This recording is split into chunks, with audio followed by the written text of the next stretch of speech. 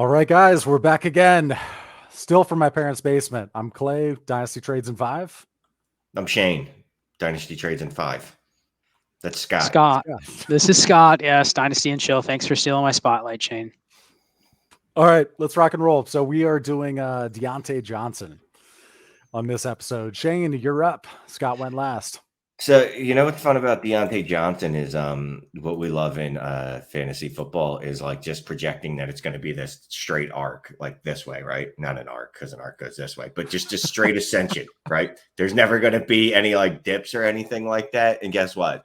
That's Diontae Johnson's career path so far. I wasn't big on Diontae. I made fun of his receiving skills. I made fun of the fact that he got a ton of targets and didn't do a lot with them. But I think we also saw he did more with those targets than Juju did in that same offense with the same bad quarterback. And the excuses that we made for Juju didn't seem to affect Diontae. He is hurt a lot, but when he finishes a game, he's producing and he's not dropping passes this year. So I'd say he is at least a top 15 wide receiver at this point. What do you think, Scott? This is transparent. This is a guy that I missed on. Small school prospect, didn't have a great production profile. People thought he got overdrafted when he got drafted in the 3rd round. So everything about that said, avoid in rookie drafts. I mean, I remember he went in the 3rd round of rookie drafts because people really weren't on him before he got drafted in the 3rd round. And they were like, well, the Steelers missed on this pick. That was a bad pick. No, probably we should have listened to the Steelers a little bit more on that and had a little more Diontae Johnson. But you can stomach missing on a player like this. Where you fail is then in year 2, you basically say, well, he wasn't a good prospect.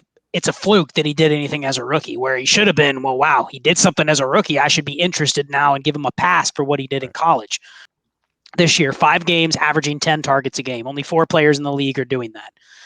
So I think it's just one of those players where he's never going to jump into the top 12 of dynasty receivers. I don't care what he does. He could have a 120 catch season.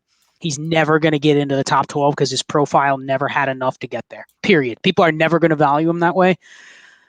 But I think I'm to the point now where if this dude just keeps going out getting 10 targets a game every year, every game, I mean, he's had other receivers around him too. He's had Juju, he's had Claypool, he's had James Washington, he's had tight ends, he's had running backs. He's always the number 1 guy.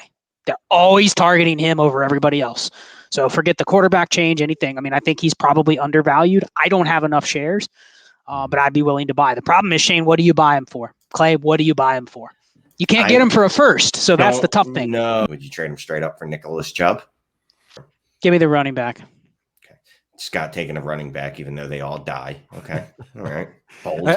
I think Diontae is somebody who'd be good to tier down to. Like if you've got one of the big names, like maybe somebody still thinks Ridley's got a massive future and, is still the alpha there, even though Pitts is in town. If somebody wants to give you something on top of Diontae for Ridley, I'd be totally fine moving from a Ridley type or a Diggs type down to Diontae. I mean, those targets are ridiculous. So I'm totally cool with that. What do you guys think? I love it. I think that's very actionable. And I think you're also onto something with, some of the same things we're hoping with Diggs and Ridley. They're going to get a lot of targets, right? Like they're just going to get 10 targets a game. And it's like Deontay's already doing that. So yeah, does he have the ceiling? Does he have a 1,400 yard ceiling like Stephon Diggs? No. Does he have a 15 touchdown ceiling? Probably not. But what's the plus? Can you get a first, or is that being a little too greedy? Too greedy.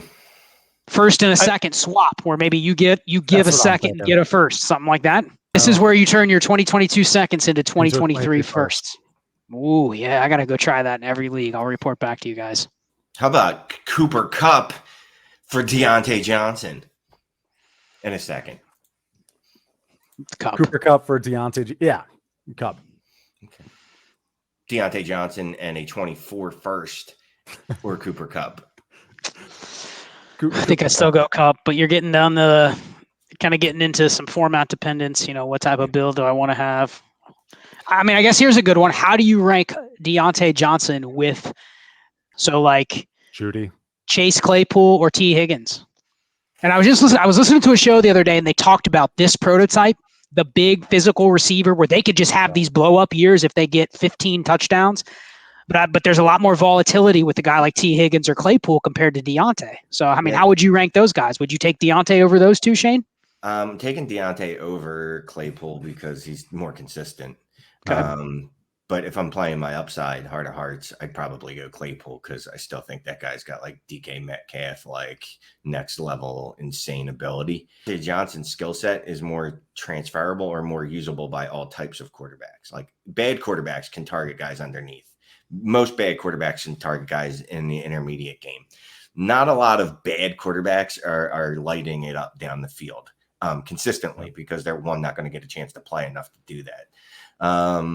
Who was my other choice? Jerry Jeudy? Higgins. I love Higgins, but he's got no chance of ever being the one in that offense, where I think Diontae still is. It's close, but I'll have to go Diontae.